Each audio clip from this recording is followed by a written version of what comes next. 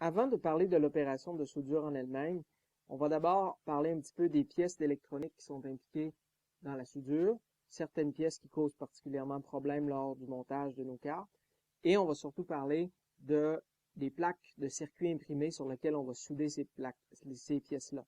Donc une plaque de circuit imprimé, qu'on appelle un PCB en anglais pour Printed Circuit Board, c'est d'abord et avant tout des couches de cuivre qui sont superposées à des couches de fibres de verre. Donc, la fibre de verre permet d'isoler les couches de cuivre. Dans les PC modernes, on a plusieurs couches de cuivre sur les PCB. Dans notre cas ici, étant donné qu'on a des plaques très simples, on a du cuivre sous la carte et aussi du cuivre sur la carte. Donc, deux couches de cuivre, pas plus. Donc, le cuivre, on le voit bien ici parce qu'on a limé une carte de façon à exposer le cuivre. Donc, la plaque est normalement recouverte de peinture, ici rouge, et de ce qu'on appelle un masque de soudure dont on va reparler tout à l'heure.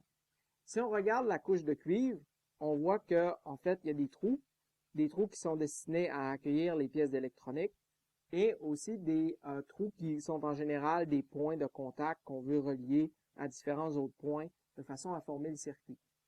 On voit aussi qu'il y a certaines bandes qui se sont formées. Ce sont ce qu'on appelle des traces. Alors, les traces sont obtenues en grugeant de chaque côté de la trace du cuivre de façon à isoler la trace pour qu'elle ne soit pas en conduction avec le reste du cuivre. Donc, de cette façon-là, on arrive à passer des signaux d'un point à un autre. La trace est généralement terminée par un point qui est en fait un trou. Et ce trou-là s'élargit un peu en surface pour former ce qu'on appelle une pastille ou un pad en anglais. Et on voit en fait sur la partie un peu plus sur la partie peinturée de la plaque que ce point est généralement étamé de telle sorte qu'il apparaît en argenté ou en gris.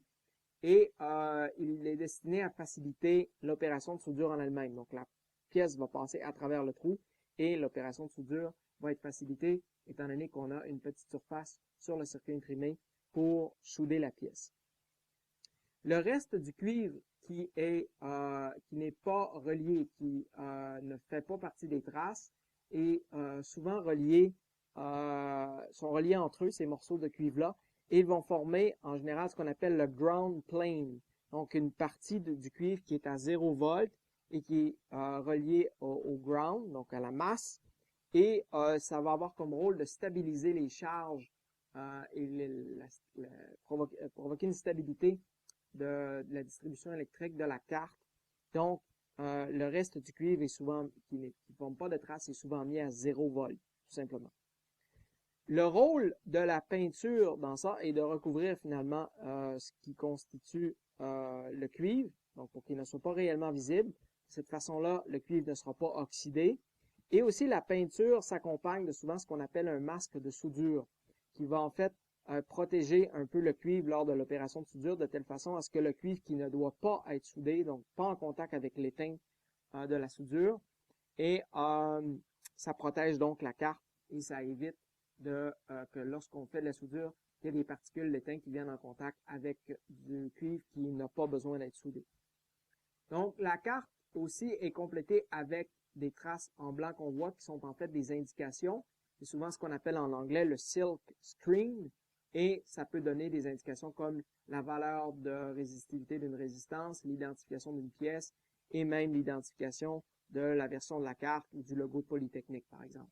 Donc, étant donné qu'on fait un montage pour la première fois, on va avoir beaucoup d'indications, nous, sur notre carte ici en blanc, pour que ça facilite les opérations de montage. Donc, tout au long des instructions de montage, on va référer à des instructions qui sont en blanc sur la carte mère.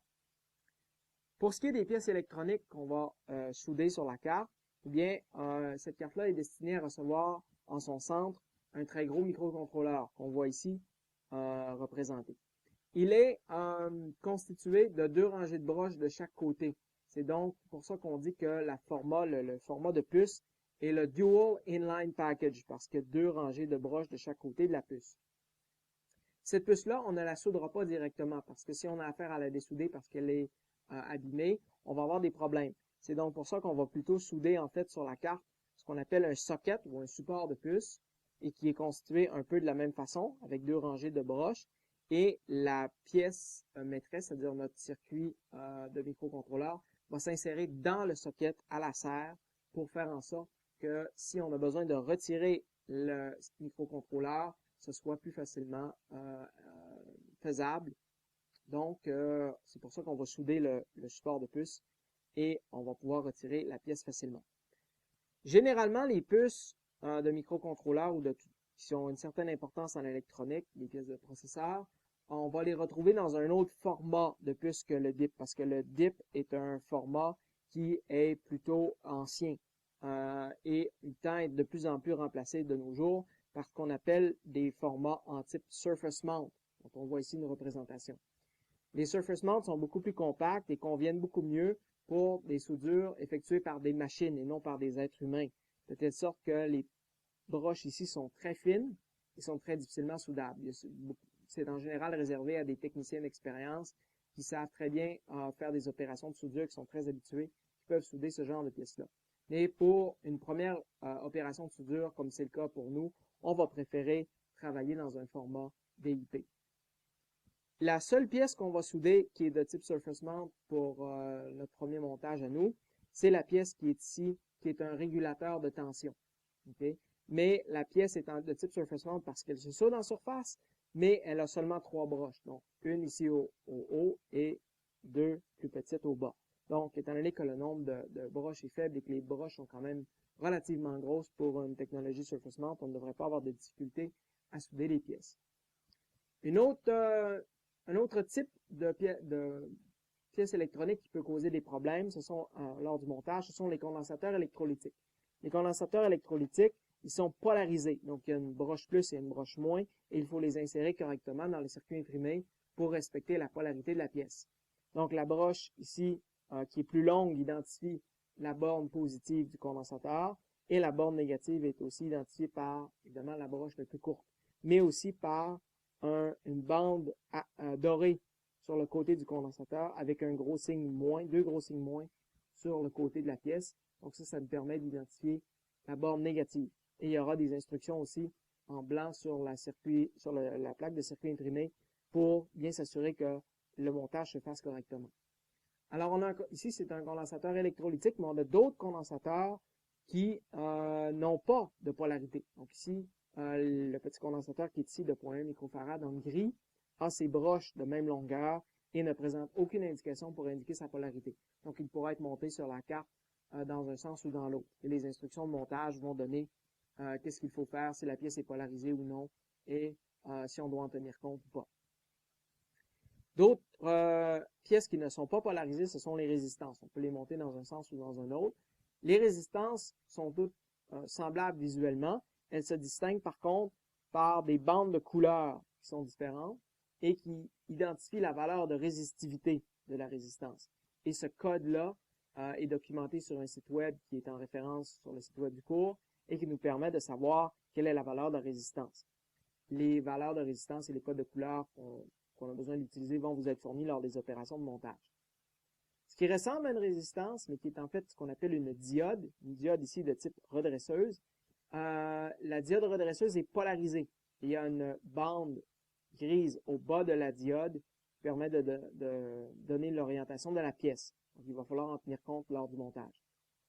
Les diodes ne sont pas toutes de type redresseuse. Il y a ici une diode qui est dite de type électroluminescente et celle-ci est polarisée. C'est pour ça que ces broches sont en fait de longueurs différentes. Donc, une broche courte et une broche plus longue. Et mais pour mieux identifier la diode et son orientation, au bas ici de la diode, si on passe bien son doigt et qu'on regarde très correctement, la caméra malheureusement ne peut pas révéler ce détail-là qui est trop fin, on va voir qu'il y a une surface légèrement plane sur le côté de la diode et ça permet de fournir une indication de l'orientation de la diode.